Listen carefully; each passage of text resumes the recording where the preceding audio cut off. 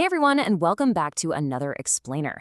Today, we're unpacking a truly fascinating, deeply analytical text called The Architecture of Political Self-Preservation. What we're doing here is objectively mapping out the structural incentives that actually drive political behavior, at least according to our source text.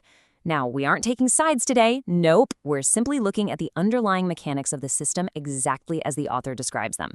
So if you've ever wondered why the gears of governance seem to turn in very specific and, let's be honest, sometimes really frustrating ways, well, this explainer is going to map it all out clearly and directly for you. Let's get right into it. So, why do politicians often avoid solving our biggest problems? Seriously, take a second to reflect on your own observations of the political landscape.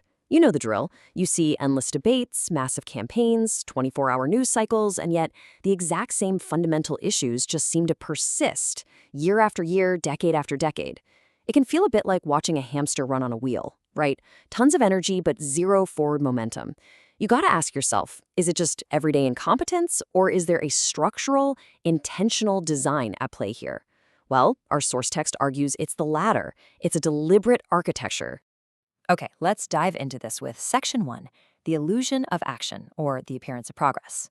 This brings us to the very first layer of the author's theory. We're looking at what politicians intentionally project to the public versus what's actually happening behind the curtain. When we compare these approaches, notice the stark contrast. First, we have safe and popular decisions. The text explicitly states that politicians gravitate toward these to, and I'm quoting here, give a sense of impression to the people that they are doing something for their benefit. So it's really entirely about optics. It's about looking busy, appearing helpful, without actually rocking the boat. Then, on the flip side, we have right and hard decisions. These are the difficult actions that, according to the source, may permanently resolve the problems. But here is the kicker. The text argues that these right decisions are actively, purposefully avoided by the majority of politicians, precisely because they are difficult to achieve. The system basically incentivizes the mere appearance of progress over actual permanent resolution. It's a pretty fascinating way to frame everyday political theater, isn't it? Moving right along to Section 2, the emotional political arsenal and the tactics for re-election. And this brilliantly illustrates the specific toolkit the text claims is used to secure those safe, popular wins we were just talking about. The author argues that instead of implementing practical, long-term solutions, politicians cater strictly to the emotional needs of the electorate. Why? To guarantee their own re-election. It's essentially serving the public a political sugar rush rather than a nutritious meal.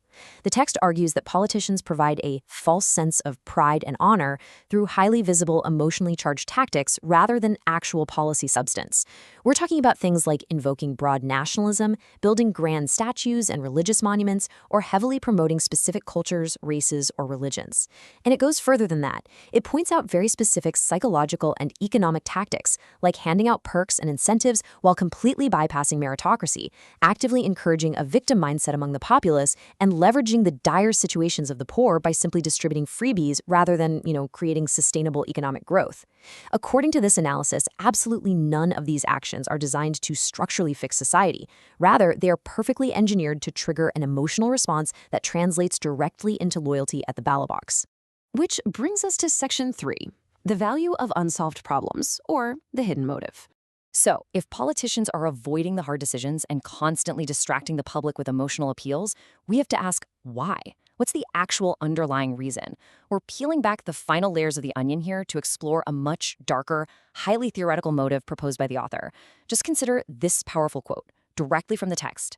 They need suffering in this society so that they remain relevant and dependable. Wow, that is an incredibly provocative statement. Impartially analyzing this, the heavy implication here is that permanent solutions aren't just difficult to achieve, they are an absolute existential threat to the political class itself. Just think about the logic for a second. If a politician actually solves the underlying issues, if the suffering or the grievance is permanently eliminated, well, they lose their platform. They literally lose the very reason people rely on them for help. By intentionally maintaining a baseline level of unresolved problems, the political system essentially guarantees its own ongoing necessity. It's a highly cynical, sure, but structurally coherent way of analyzing why governmental gridlock might actually be a feature, rather than a bug, of the entire political ecosystem. Finally, let's look at Section 4, the rule of self-preservation, the ultimate unwritten law.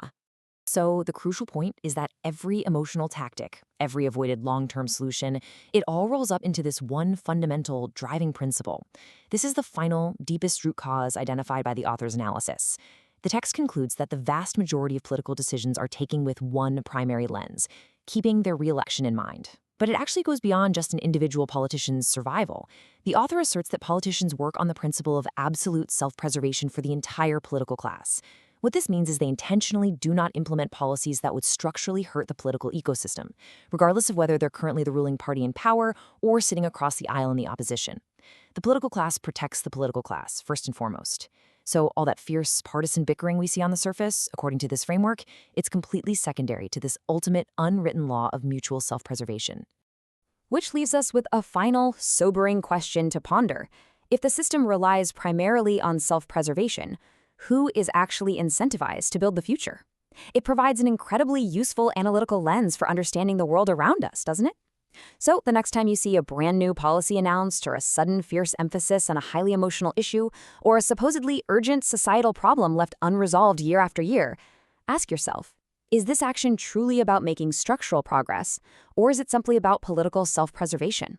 I really hope this explainer has given you a valuable, structured way to analyze the political information you consume every day. Keep analyzing, keep asking those hard questions, and I'll see you in the next explainer.